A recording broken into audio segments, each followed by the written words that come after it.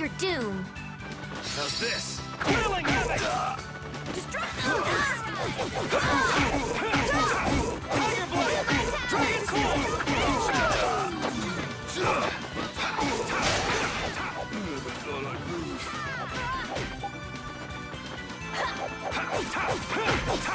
Tiger Blade!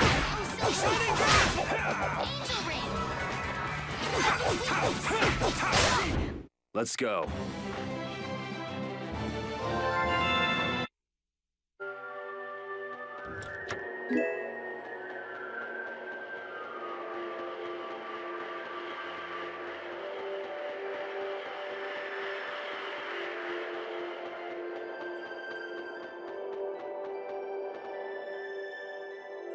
What's happening? Baul is trying to evolve as an Entelixia. It looks like he's suffering. Baul, come on! No!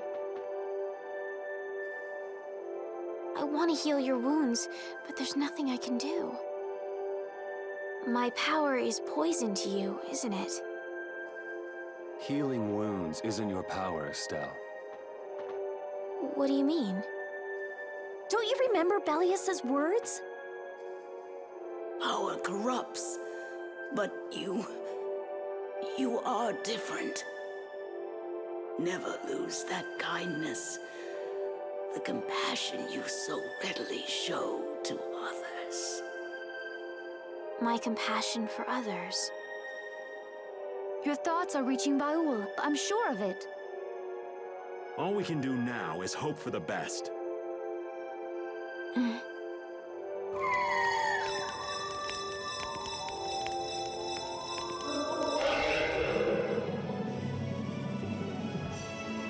Well now. Amazing! I knew you could do it. Your partner seems like he's gonna be just fine. Yes. Thank you all for helping to protect him. This is something I couldn't have done alone. You're one of us! Of course we'd help!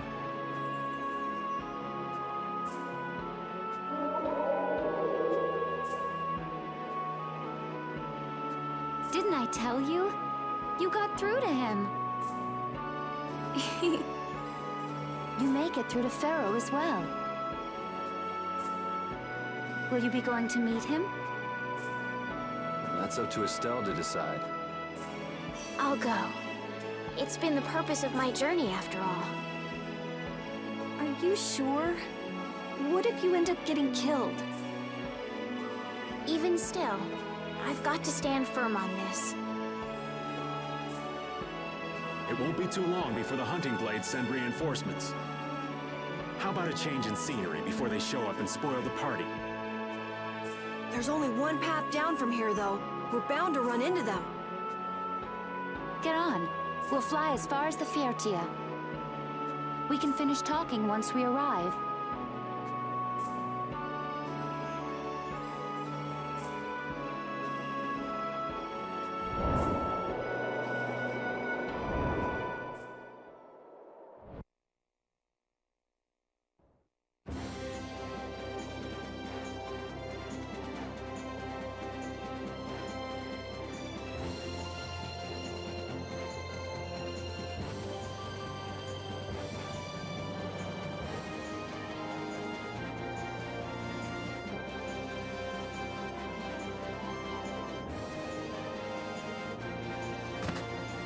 Judy!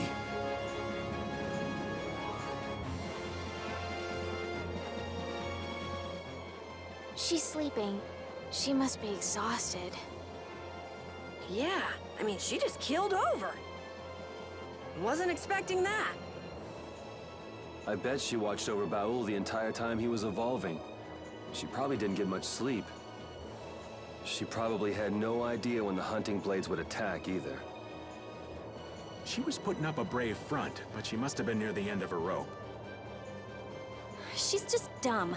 She doesn't know how to express what she's feeling. We can finish talking with her tomorrow.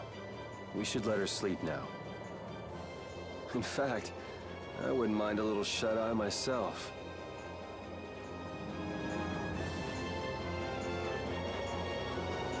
We still haven't heard Judy's side, so we can't say anything, but she sure caused the guild a major headache, breaking Blastias all on her own.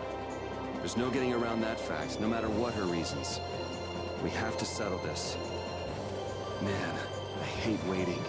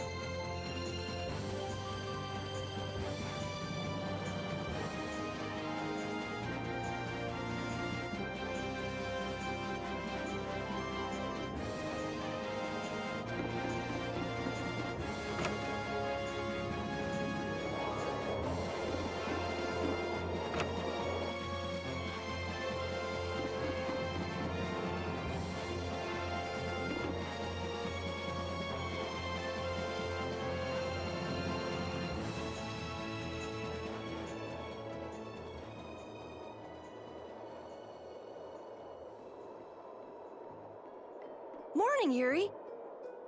Morning. It's a beautiful morning, but even as we stand here, the air is out of balance. And our world may already be dying.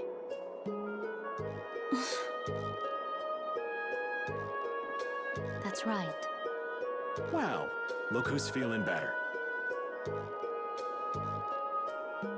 In the past, these slight fluctuations of the air have not negatively affected our world.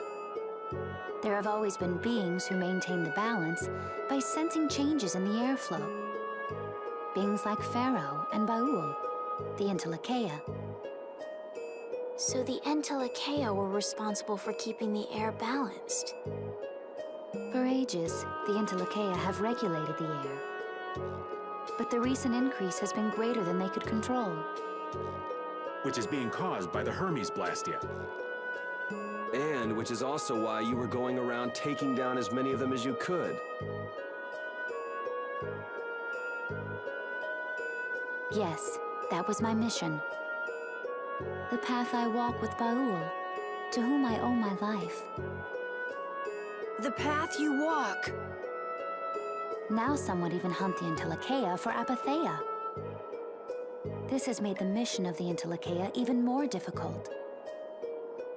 Why is everybody so crazy about these apatheia anyway? I'm afraid I don't have an answer. The air an Entelixia absorbs becomes condensed within its body over time.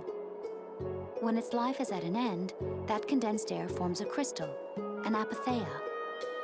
That's all I know. I imagine Pharaoh could shed more light on the subject, though. So apatheia are crystals of concentrated air. If that's true and the energy could be extracted from the apatheia, it would be a source of overwhelming power, I'm sure. Could we really do that? I don't know. I bet somebody wants to use these things for the wrong reasons. Why didn't you just tell us all this from the beginning?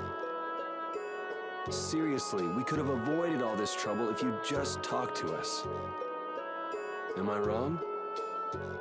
Even if you had known, there are things not even you could have prevented.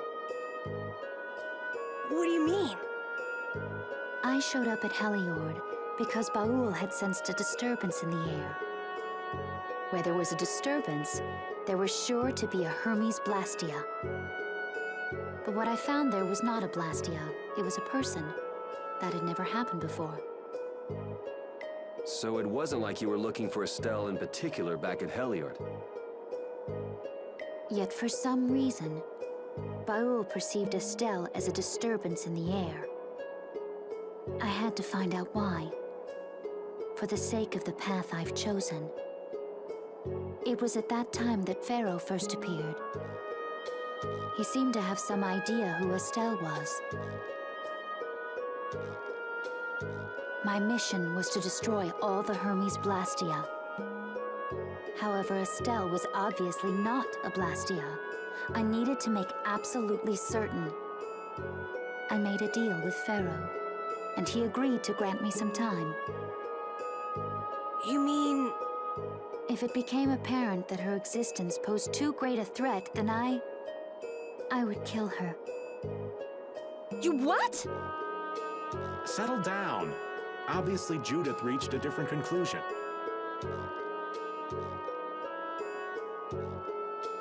All right, I get it.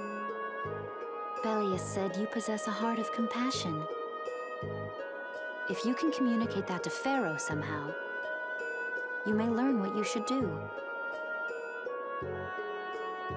Hey, there's no real reason for you to fight Pharaoh anymore, right? I mean, we know the Hermes Blastia are what's causing the problem and everything. If we just make sure the apatheia don't fall into the wrong hands... I still want to meet Pharaoh. I want to hear what he has to tell me. But... Please try to understand. I have to know more about myself and take responsibility for who I am. All right. Sorry, Yuri. I don't think we can decide what to do about Judith right away. I promise not to leave again until things have been settled, as you said. I need to accept that responsibility myself. Let's go and find Pharaoh. We'll finally be getting around to one of the first things we set out to do. We can work out the rest once this is finished. There is a rocky crag in the center of the sands of Kogor. That is where Pharaoh lives. Baul can take us there. Okay, let's go. This meeting's been a long time coming.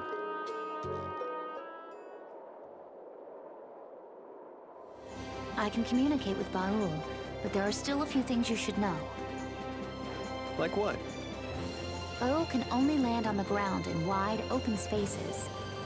So you won't be able to dismount on steep mountain ranges or in narrow canyons.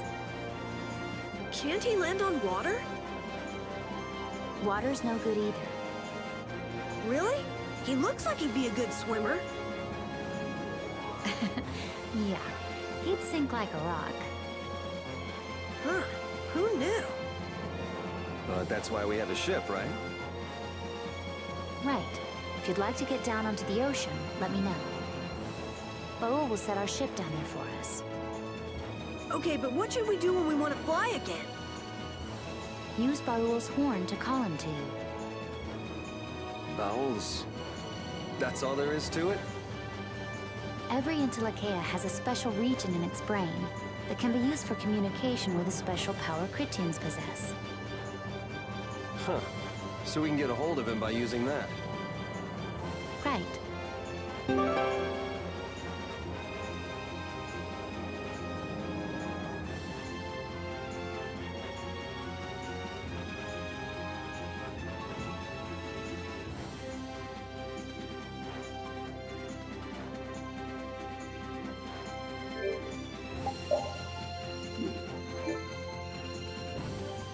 Judith, you're familiar with Pharaoh, aren't you?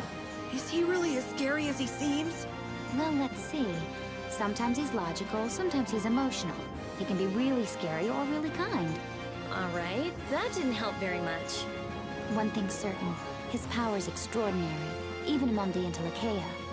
Here's hoping we don't wind up looking like poor old Mount Temsa the moment we meet him.